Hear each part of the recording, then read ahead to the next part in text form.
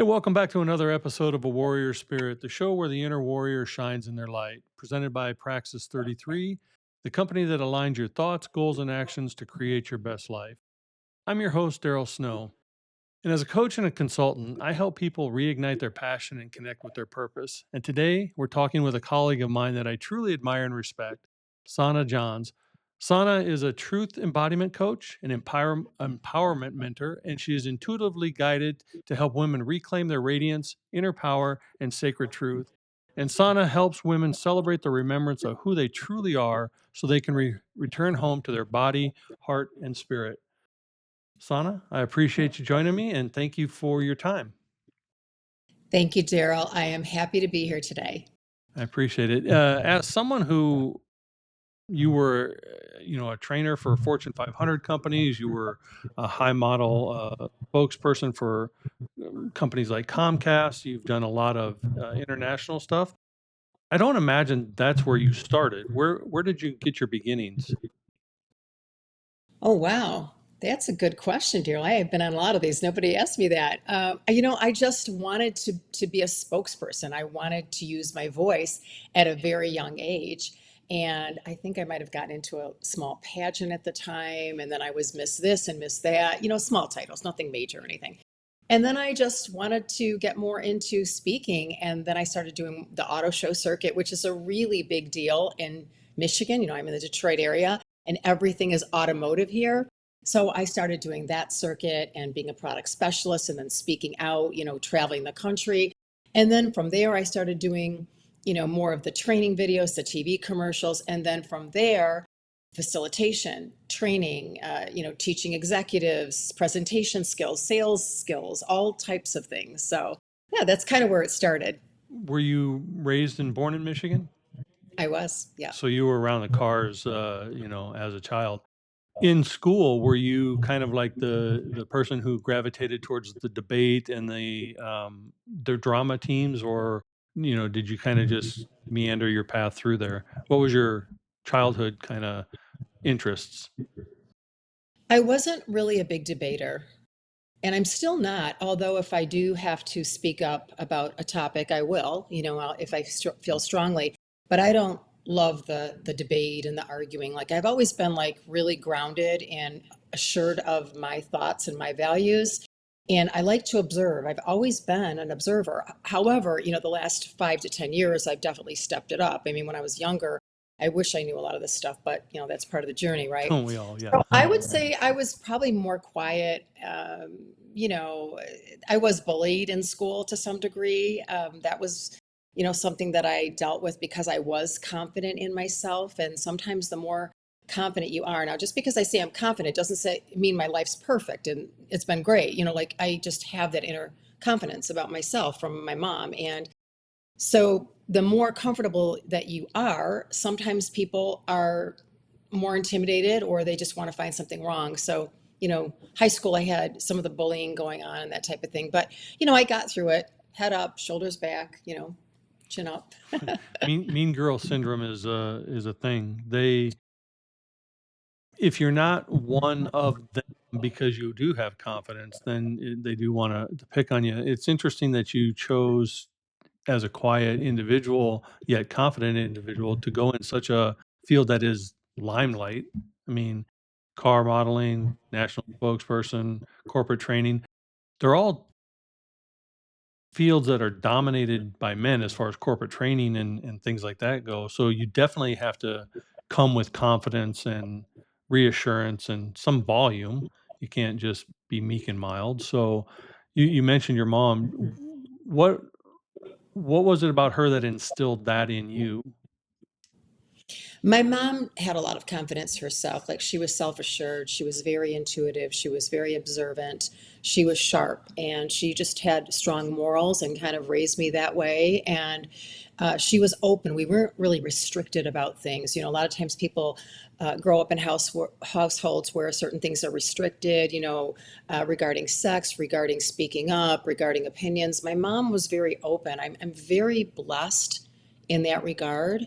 So I have a lot of admiration for my mom. Like I give her all the credit, really, and God, obviously, for all the strength that I've been able to have. And to take it a step further, my grandmother, so speaking of warrior, okay, my grandmother was a true warrior. She was in the Turkish massacre in 1915, and she was one of the 400,000 over within the 15 or 1.5 million that were in that massacre. So she actually escaped, and she was a slave underground. She was 17, and so she had that warrior blood in her, which I think, genetically, it's all in our line, right? My mom had it, and then I have it. So that's where I think I get my warrior spirit, hence the show, right? Yes. And it is interesting because through this show, I've recently learned, and you would think that this would be common knowledge, but when females are born, they're already born with the eggs that they're going to produce with. So the lineage is already passed down from grandmother to mother to child and so on. And so having that DNA type in there is actually a real thing. It's not just platitude. So that's really kind of an interesting side point. But you got into the corporate world as a teenager in high school, going to college. Did you say, corporate world, that's where I want to be? Was that always your passion? You know what? It really wasn't. I liked training, I liked teaching, I liked working with people.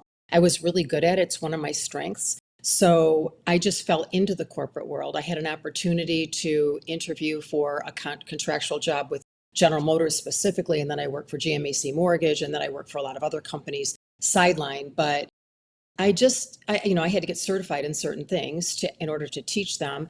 And I just had that good rapport.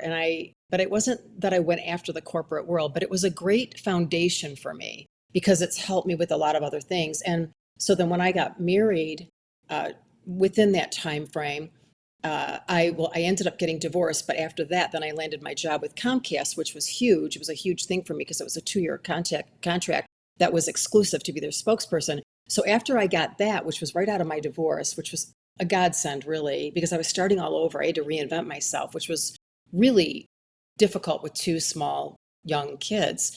And what happened is after the Comcast job, then everybody wanted to use my voice for other things. So, and it's all automotive, a lot of automotive type things, but I ended up getting more work from that. So I kind of just fell into some of these things. Life, I always look at it like it's a branch. You never know. You start somewhere and it leads you here, and then you go there and it leads you here. And, it's just such a journey. Yeah, our destination is forward, but the pathway is never straight. And if it is, it's usually a wrong path that you're on. So it's interesting to see how our life weaves and turns and to get us where we go. You mentioned being married. How long were you and your husband together? We were together 13 years. Okay. So right around the time you started right out of college, kind of met your husband, you had mentioned off camera, and we're not going to go into great detail, but you mentioned that it was not all sunshine and roses.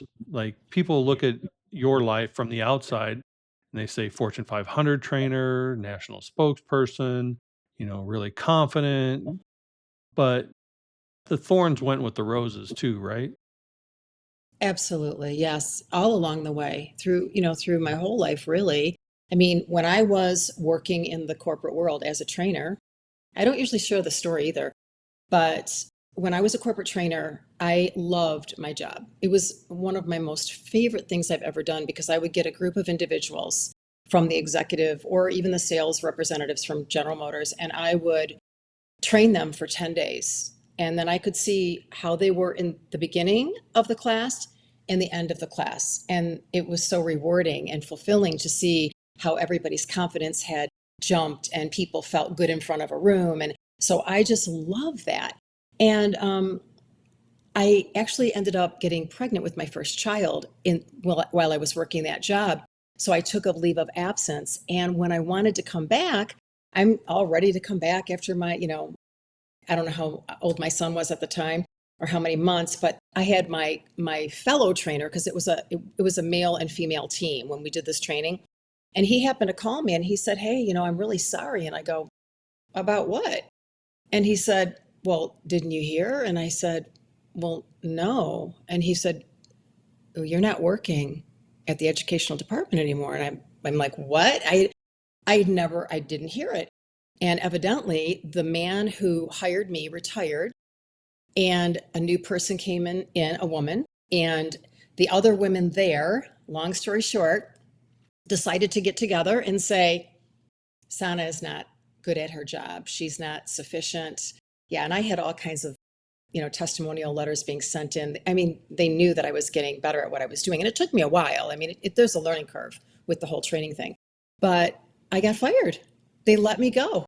And I was devastated because it was such a great job. But I was so busy being a mom because my son was really young that I kind of let it go. But that was a real kick in the teeth. So that was like the beginning of, even when I was 14, I lied about my age because I wanted to work. I love to work. I love people. I love sales. And I had a couple of friends from high school, or yeah, well, I was 14, so it was junior high. They called in and they told the owner of the store that I lied about my age and that I shouldn't be on staff. So I lost my job. So Wow. that actually happened another time too. So 3 times I had people interject and have me lose my position. And most of that, I would presume, would be because you were a confident woman doing your job really well and you enjoyed it, and other people were jealous of it and sabotaged you. Yeah, I mean, I guess that's what it is. Yeah. So, but again, all these things make us stronger. I am an Aries, and I'm very resilient, and plus I have my warrior blood in me. But I wasn't going to let it get me down. Like your story as well. Like these, and it's all relative. But my story could be a lot worse in certain respects. But I just kept getting up and getting back on track without letting anything really get me down. And I'm still like that today because I still have things being thrown at me and people trying to get me off path. So how old were you at this time frame of your life, roughly? I would say about 28. So fairly young still, and new marriage, new child. What was your husband's reaction to that? Well, I mean, he felt bad, and it was a long time ago, so I don't remember all the details. But he did feel bad. But like we had a new child, so we were kind of wrapped up in raising a small child. So And so did you at that point have your second child, or decide right back into finding work? Did you look at it as an opportunity to expand your family, or did you like it's time to go back to work? no, well, I always worked, even though I had my son, but I did contract jobs. So I would do automotive modeling. I mean, it's not high fashion modeling, but it's modeling in the cars. It's being a mom, or a lot of times I would be a mom with the minivan, or, the new car seats that they came out, or, I mean, I did all types of things, but the type of work that's in the Detroit area, you can be shorter and more realistic, more of what they call a commercial model. So that's really what I was. I wasn't a high fashion model. So I just started doing odds and end jobs like that. And I worked while I had my son, but again, it was contracted. So I wasn't working every single day, all day long. And then I decided to have a second child. And I actually did work when I was pregnant. So I would be doing these minivan ads, like the Chrysler minivan, and, sound systems and all kinds of stuff. And I'm like, I tell them, I'm like, listen, I'm 6 months pregnant. They're like, no, we want you. We want you. We want a mom. So, that's what we did. That's funny. Most people don't feel like they're able to do that type of work when they're 6 months pregnant. So I'm glad you found a way. But even through now, you said you were divorced, and then COVID hit, which really shut down a lot of the corporate training, shut down a lot of the in person stuff. Uh, you said your life kind of transitioned during this period. What was the spark that transitioned into this next phase of your life, being an embodiment coach, now working with women? Well, if I can back up a little bit, because I started to get into coaching when I was in a serious relationship. And within that time frame, this is before COVID, I started doing, they're not really support groups, but I guess for lack of a better word, circle groups where we would have a topic of discussion for self-help, self-love, dealing with toxic relationships, dealing with toxic family members. How do we do self-love? How do we do self-care? And what I would do is I would get these women and men, there were men there too, together, and we would do everybody would sign an NDA because it was very private. And I mean, they were powerful discussions. This was in person. I did this prior to COVID. And because at the time I was in a relationship where I didn't have to worry financially, I thought, you know what, I want to give back because I can. So I'm going to start these groups and give back to, there was a certain charity at the time. They're not around anymore, but it was called Project Beautiful. And it was for, families that needed, the lower income families in the city and that type of thing. I mean, it was all different types of things. But so all of the money would go towards Project Beautiful. But I didn't realize that as I was doing these groups, that these people would be the very people that started my business during COVID. Because when COVID hit, we couldn't do the live groups anymore. And I really wanted to do my coaching. But at the same time, I was also going through a very life changing event in my life, which I like to call my Mount Everest, because it is by far the most difficult thing I've ever had to endure and overcome throughout my whole life. And while I was in this relationship, I was planning to be a coach, help people, give back. And long story short, I had to make a decision literally 2 weeks before quarantine. I didn't know it was going to be quarantine. And I decided that I needed to move on in my life and that the relationship that I was in was not resonating with my soul. So, and we can talk a little bit more about that, but as far as how the work went and how COVID kind of, shifted everything, I started working while I was healing. At the same time, I was coaching other people that were going through difficult times. And these were the people that had originated from these support groups. So it was kind of nice. I was working during COVID, and everything that I was learning about myself and spirituality as I had gone into this deep self-reflection and meditation every day for 3 months, literally, I was bringing this energy and this healing to my clients. So it was really a beautiful thing. And the strange thing is that, I was really going through a major shift within myself because I had walked away from a very significant relationship and also what I thought my life was going to be. Like I had this dream of what my life was going to be, but it didn't really work out that way. So I had to okay, switch gears and try to give back. And sometimes when we're going through our own healing, we actually can be the best support for others, because it also fills our heart. So I learned so much through all of the things that I went through in my life because I worked in the corporate world too, which we didn't really mention, but I was in the corporate world as an account manager and in sales for 10 years when I was divorced. So I had gotten divorced after 13 years. And then I ended up getting a job in the corporate world. So in the beginning, I was training the corporate people. And then years later, I was actually one of the corporate people. So, I learned about all the politics of the business, the pressures. I had a really hardcore boss at the time. He was good to me, but there was a lot of pressure.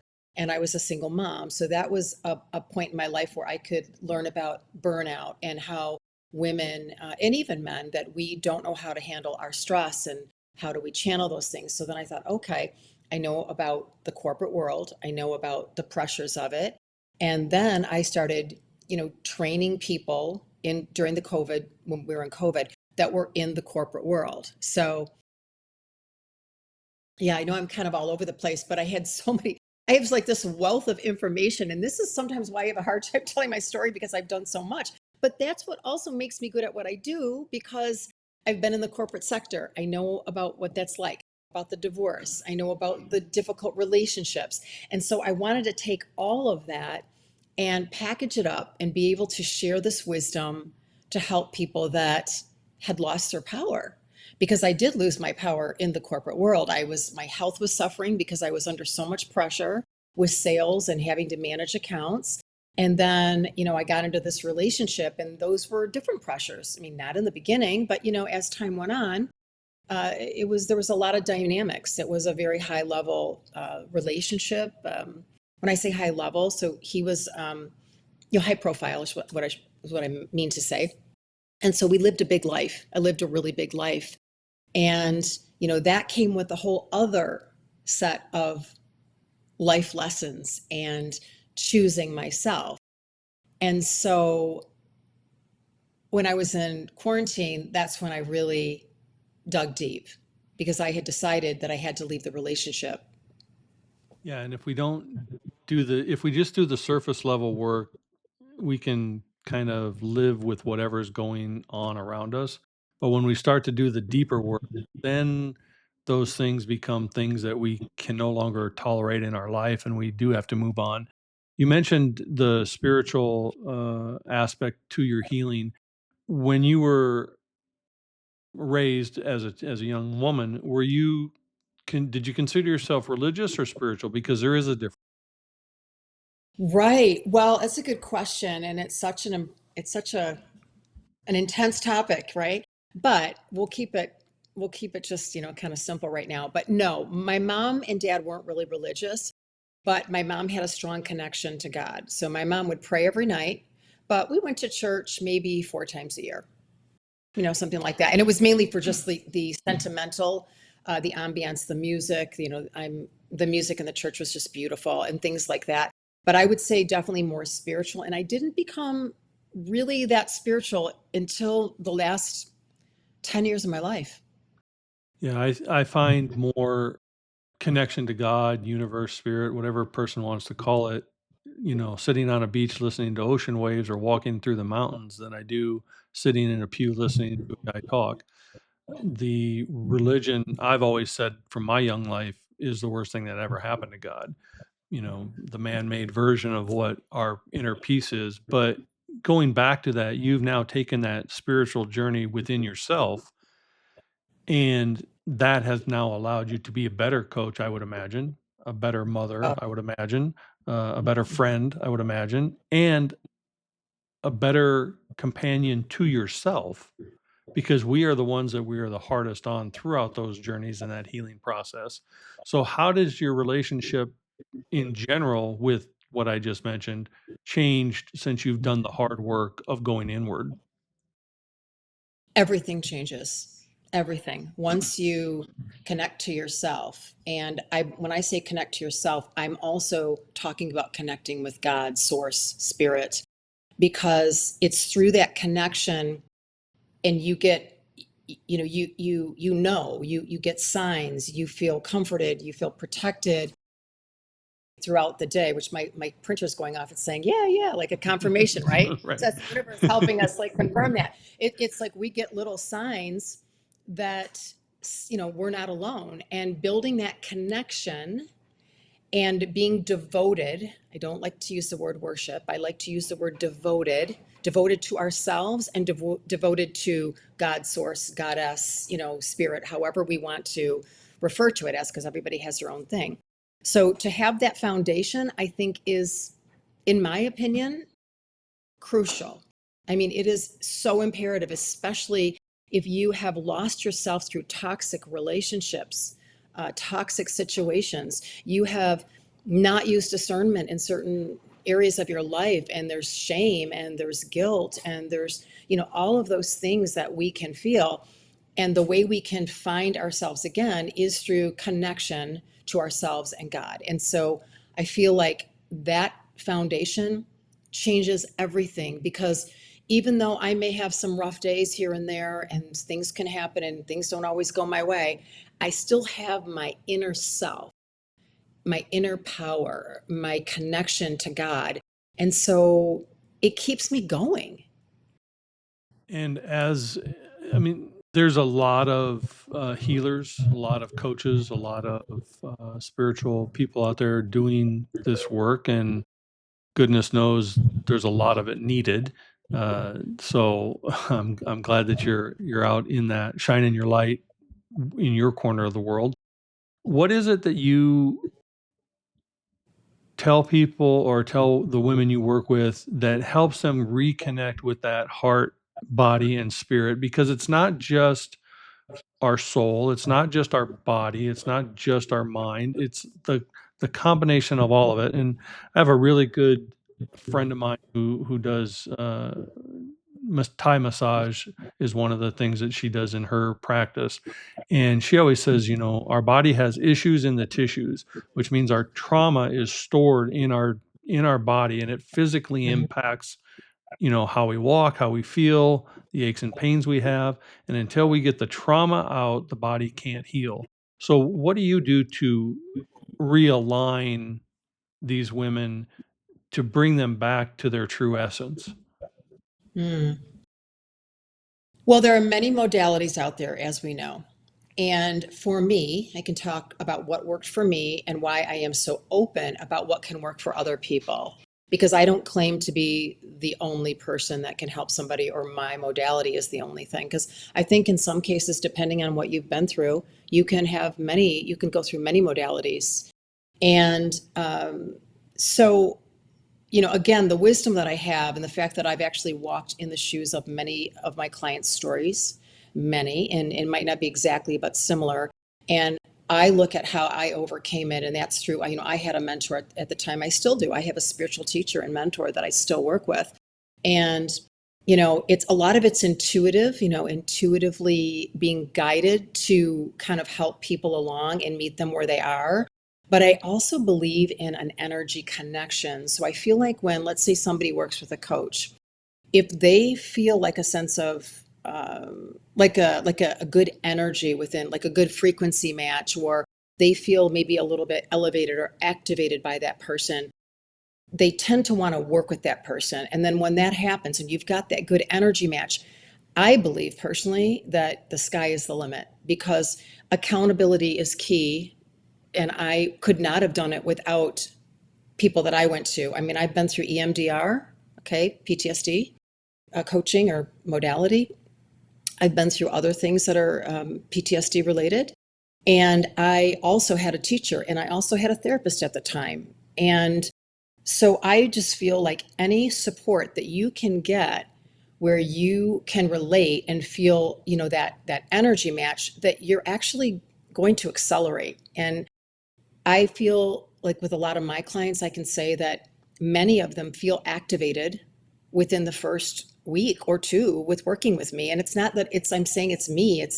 This isn't coming from a place of ego. This is coming from a place of myself working with God and the divine, and also the hardships that I have gone through to get where I am. So it organically comes out of me, like it organically helps me to help them. So I don't even call myself a healer, but people on the outside tell me that, why do I feel different? Why am I doing that? And I'm like, I don't know. And I'm like, oh, so I feel like just that energy or the fact that you've been there and you can like be on their level and relate to them and then give them the tools of what they can do when these thoughts come in, the looping, the shame, the guilt, the self doubt, all of that stuff. If you can give them tools to work on and do the baby steps, and then they're accountable to you, that's how we heal. That's how we heal.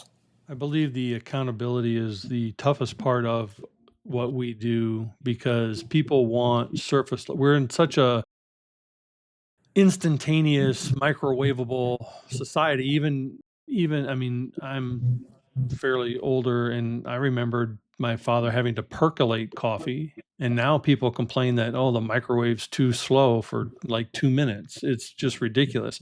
So they want that instant bullet, that instant pill, that instant thing. And that's not where the healing is. The healing's actually in doing the hard work and going inward, not doing that first surface level acknowledgement that there's a problem or an issue or a trauma and just saying hi to it.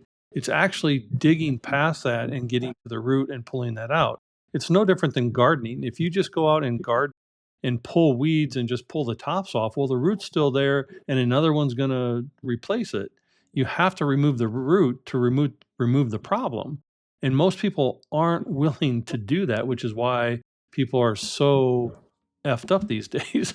If they would just go inward and do the hard work there, then the rest of life would get infinitely more joyous and better. So I think folks like you and I who have been through whatever it is, we do make good leaders and helpers and mentors and guides and coaches for others because we've been to the mountain and we know the path to climb. We're not just looking at a map trying to figure it out. So if a woman is coming to you, because you predominantly work with females, I'm sure you have a handful of men too, but predominantly women. So if a woman comes to you and says, Sana, I dread every part of my life. What can I do? Well, what's the first thing you tell her? The first thing that I would do is ask about her childhood. I mean, because most of it stems from the childhood, inner family systems, inner child, and I mean, there's just no way around that. And but the beauty of revisiting our inner child and our inner family systems is that we can understand that it's really not about us. It's about our caregivers. It's about what we've been told. It's not who we are. And so when we can see that, then we're like, oh, okay, I get it.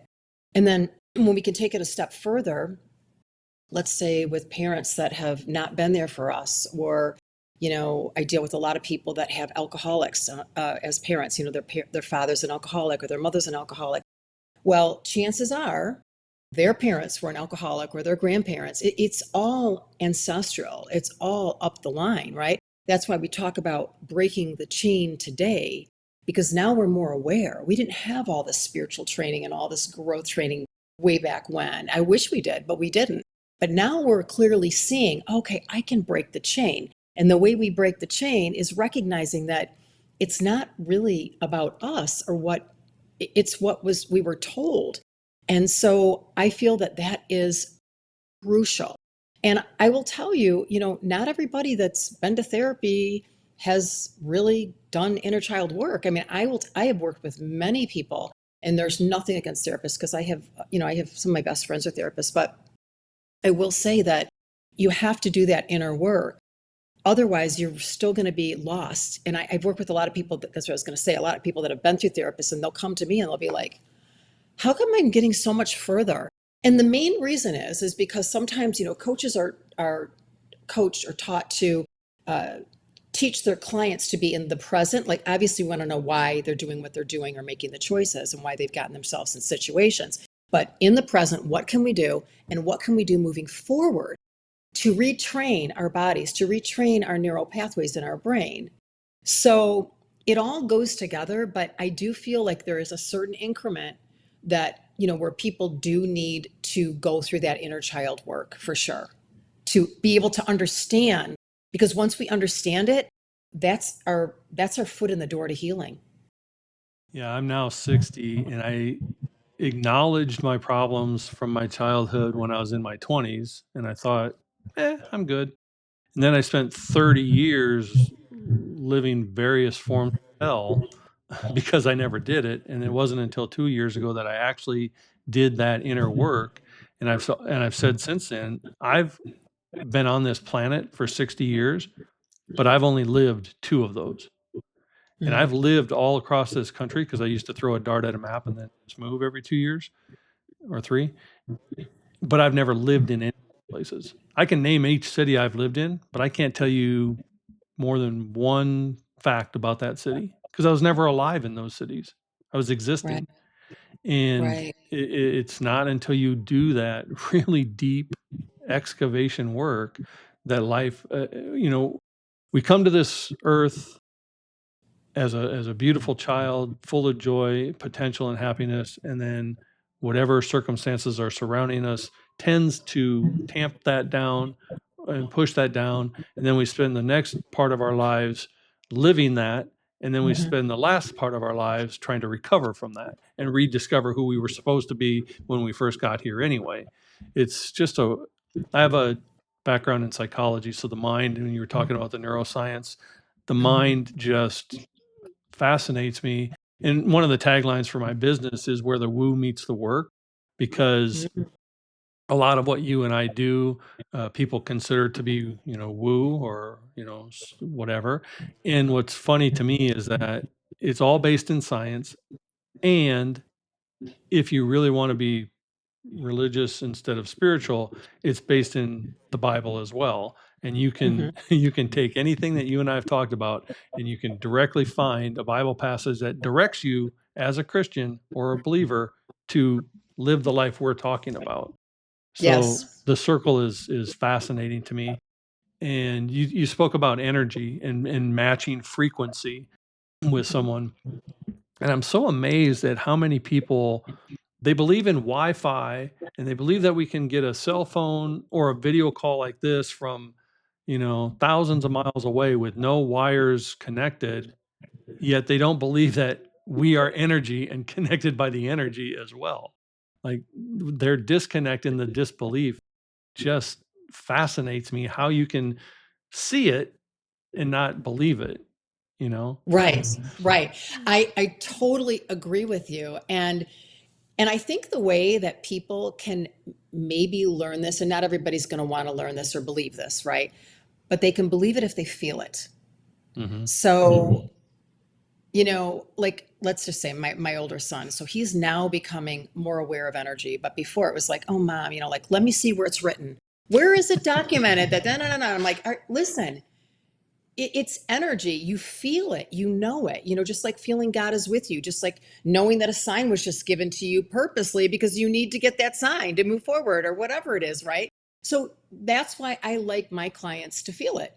Yeah. And they do, because I'm me, and I'm just, and I feel like when they feel that energy, you feel that frequency, like you and I, we have no trouble talking right now. So we're a great energy match. And so that's how you know, because you feel good around certain people, or you can feel open around certain people versus feeling shut down or intimidated or, wanting to be constricted. So that's where the energy speaks to us. It's all I intuitive. don't see gravity, but I know if I step off a building, I'm gonna experience it. It Exactly. it Exactly.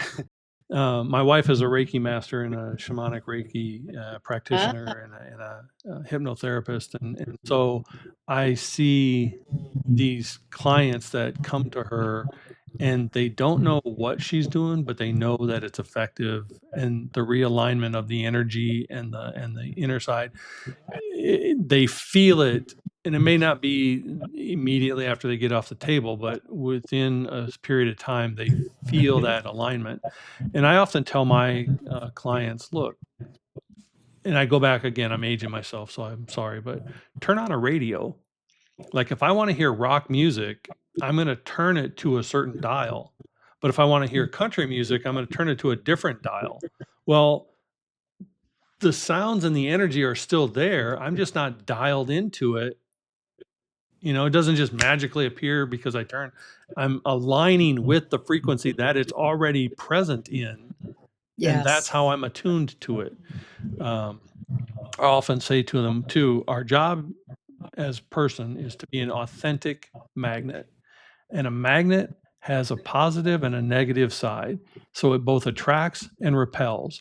And it does not care whether it's attracting or repelling, it just bees the magnet or is the magnet. So if Hmm. you are in your authentic alignment, the right people will be attracted to you, and the Hmm. right people will be repelled from you. And then I also tell them that their second job is to be a lighthouse. And a lighthouse doesn't run up and down the shore looking for boats. It stands in one spot, shines its light, and the right boats come to it. So if you're an authentic magnet with a lighthouse effect, you're going to be in your authentic self, and the right people will come to you, and the right people will go away from you, and you will have that harmonious, joy-filled life. Absolutely. Oh, absolutely. 100%. And so the question is, how do we get to that joy-filled, harmonious life? And that is through incremental changes every day, habits, and also having different modalities. Like I'm a huge advocate of Reiki, by the way. So I did a lot of Reiki. I did some shaman work as well. And, but I also had a mentor or a Mhm. therapist at the time. Like I always had something to kind of keep me going and keep me growing. And what people don't understand is you're also telling your subconscious, I love myself, I care about myself enough to do this work, to have a mentor, to go do Reiki, to do this self love, to do this self care. And so when you're constantly feeding your subconscious all these things that you're doing for yourself that's good, that also boosts your your inner self, your confidence, your empowered ability, self-love for yourself, because you're doing all the right things. Are we going to be perfect? No, this isn't about perfection, but it's about choosing every day the things that are going to help us grow and feel really good about ourselves. Well, it's no different than a piano. Like you can play beautiful music on a piano, but somebody eventually has to come with a tuning fork and get it back into the right frequency. And that's not, you know, an everyday problem, but it does have to be retuned every now and again and rebalancing your life, as you just said. I've told my wife for a long period of time, if you spoke to other people like you speak to yourself, you wouldn't have any friends. You got to quit beating yourself up, and that self talk and that self deprivation has to be released and go away, because it is powerful. And what's frustrating is, as an energy and an intuitive and an empath, she knows all this stuff, as do I. And we're our worst clients, right? Just like the mechanic doesn't have a car that runs so well. We, But that's how you are. You're good at what you do because you've experienced it. You know how people feel. You've been there, so it's okay to have those down moments and to be empathic, and you know what I mean. Yeah, I often express it's okay to rest. We just can't camp there. Like this isn't gonna. We're not Yeah. building the Hilton. We're not going. We can rest. We can pause, but we do have to eventually move on. So, but I think as you know, celebrating and remembering who you truly are, especially the female energy, is huge, because the women are the nurturers by societal nature. It may not be by genetic nature, although probably because they are the birthers, Mhm. but society wise, traditionally it is the female energy that is the nurturer, the healer, and the caregiver. And if that is damaged, well, us men don't have a shot in hell because we don't have, intuitively, we don't have it in us. And, frustration, anger, stoicism, those are the ones that society says men can have. But if we show the vulnerability and the softness and the caringness, now they turn to a skewed eye and go, well, what's wrong with that person? And that has to change, and it changes with the women in our lives. The greatest gift my wife has ever given me was the chance to be vulnerable, because until I met her, I never had that. All I knew Mhm. was anger and rage. Mhm. And when she brought her loving spirit into my sphere and allowed me to also do the same, that's when I could start to heal. Yes, yes, that's very true. Because there'll be some people that say, "Oh, you get out of a relationship or you've gone through all this hardship throughout your life and all this loss and all of this trauma. You have to work on yourself." Well, that's true. But it doesn't mean that if you don't find someone that is a good match for you, that's willing to allow you to grow and allow you to be vulnerable, and they can work on their things at the same time, well, that's a beautiful harmony right there, because you can both heal together. So, in my opinion, I do think that, let's say you're getting out of, a relationship, a difficult relationship like myself. I needed that time to be by myself for a long time. But then I knew when I was ready, but God had a different plan for me. He wanted me to do more work. So I've been doing all the work that I've been told to do there. So, Yeah, but well, yeah, it doesn't mean that we can't be in a relationship, because we can simultaneously work on ourselves and then also uplift and support one another. exactly. Elsa and I have been together for 10 years, and she often says, man, I wish we would have met earlier. And I remind her, we wouldn't have liked each other earlier. Like, we were both not in a place where this would work as well as it has in the 10 years that we've been together, because those people were not dealing with their trauma. Those people were, two rams on a field butting heads. So we met when we were compatible to be in this beautiful, loving relationship. In your bio, I'm going to switch for you just a second. In your bio, you talk about being intuitively guided. And intuitively guided, as a spiritual individual, I understand what that means. What does that mean to you? And when did you know you have it? Because that's a gift that is often suppressed until it isn't or Hmm. can't be. Right, right. Well, we all have it. And even as babies, you talked about being pure souls when we're born. We all have that intuitive ability. I mean, kids are very intuitive when they're younger. I mean, they're a sponge. So we all have it. It's just that because we get caught up in the chaos of the world and the hustle and the keeping up with the Joneses and all of the external gratification, we do not connect with ourselves. So it's really quite simple. If we slow down and we take time out for ourselves every day, or let's say 3 times a week, or whatever it is, I always work according to the person that I'm working with schedule. But it's taking that time out to slow down and really connect with yourself by doing prayer, meditation, maybe it's breathing techniques, whatever it is to really connect with yourself. And then it's getting into a place where you listen to what is being either said, what pops in your mind at the time, or it's something that might show up during the day, through a person, a song, numbers, something that happens. I mean, there's so many ways that the universe speaks to you, but it's something. It's just like when you're working out. Okay, you work on your muscles every day, and it's the same thing with your intuition. As we connect with ourselves and we stay, we do this meditational practice or prayer or whatever, and this could be 10 minutes a day, it could be 30 minutes a day, whatever it is for you. It's like building a muscle. So as we do that, we become more intuitive, more open. Now, I will tell you that when I was in quarantine and I was in my home by myself for 3, 4 months, all by myself, and in this place where I'd left a serious relationship and I knew my life was going to completely change and do a 180, and boy, has it done a 180. So, but when I was in this time frame, I was I was praying I was in meditation every day. I was praying for the world because everything was, we were in a big, hard, difficult time in the world. So I was giving of myself to pray for the world, which was part of my healing, but also the more you meditate and the more you connect, the more you can calm your nervous system. You can learn to regulate your nervous system. Now, it was also along with a lot of belief systems, like the Buddhist beliefs and things like that, which is, non-greediness, non-lust, and all the stuff that goes along with those traditions, which are very, universal.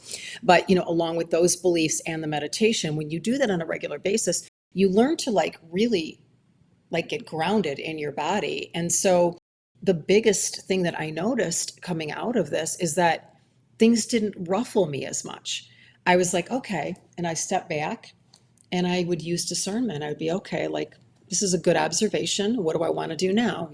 So when you slow down from the hecticness, the chaos, the people pleasing, and you connect with yourself, you're telling your subconscious again, I love myself enough to do this and to build my inner core, right? It's about inner power.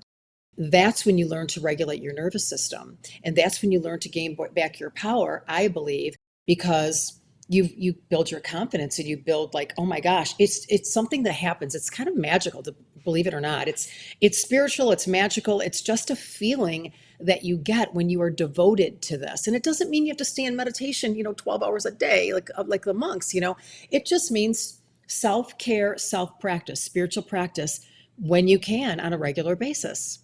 And the beauty of it is that you can do it while you're waiting at a red light. You can do it while you're standing in line at the grocery store. You can do it on a walk through nature or wherever you are. It can happen anywhere, anytime. You don't have to sit on a pillow with soft, music going home all the time. It can be uh, a practice that you can do and fit into your life. And it's rebuilding the neural pathways to think differently, feel differently, and interact differently, not with just the world around you, but yourself. And once you do that, now you can be in harmony. So I think there's signs out there when we, as intuitive people, are around others. You mentioned how you and I are kind of in attunement, alignment.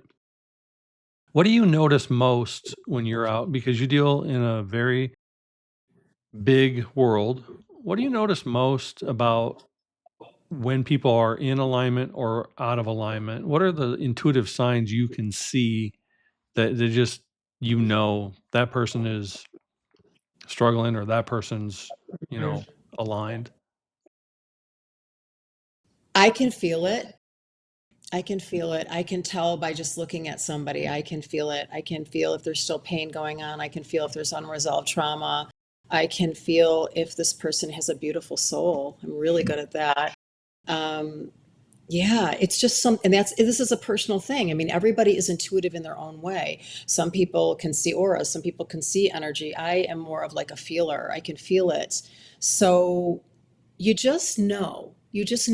And also, their energy when they speak and how they treat you also shows like what kind of a person they are, if they're coming from a loving space or they're coming from their ego, which, being around a lot of big egos for a long time in many of my relationships, I am pretty good at, detecting whether or not somebody is working more from their ego. Now, a little bit of ego is okay. I mean, we all need a little bit. But when you're primarily working from your headspace and you're not connected to your heart, I can tell. I can tell.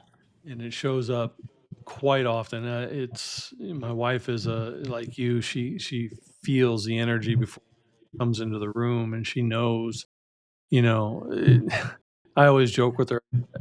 It's really difficult to not be able to even walk out of my office, and exactly everything that's going on in my head already. Like it's very frustrating to live with someone who's that capable all the time. But she's very gracious and generous, and I appreciate that she has that. But as someone who is in the realm that you are and walking your path and with the DNA in your life, I'm going to ask you the final question that I ask every one of my guests. What does a warrior spirit or having a warrior spirit mean to Sonna?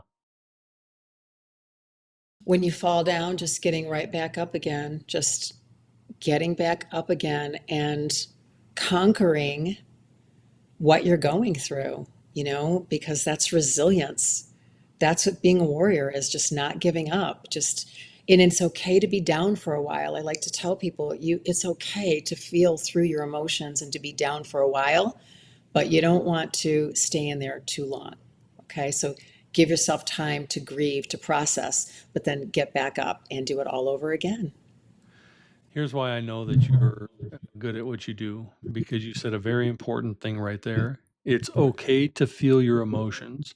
And I can't tell you how many coaches, mentors, guides in this space that I have come across that want to tell their clients, get over it. Well, Mm.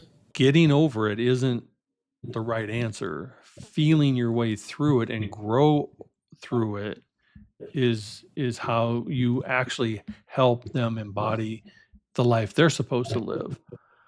And so that's how I know you're good at what you Oh, do, because feel it. It's okay to feel it. It's mhm. okay to do that part. And that's the part people avoid. They don't want to feel it, so they avoid it, so it carries with them. So I appreciate that you're in my tribe now and that we had the chance to do this. I thank you so much for joining me. And let's do it again sometime when we can spend another hour together. That'd be great. We can maybe focus on one aspect. Maybe it's relationships but yes, I really enjoyed this time too. I really have. So thank you so much for having me. Well, I appreciate it. And you have a wonderful, blessed day. And if you would like to get in connection with Sonna, sorry, you can connect on her website, sonnalife.com.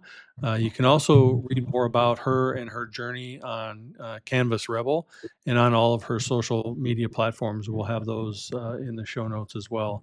And once again, I do want to thank you for joining us on this edition of A Warrior Spirit.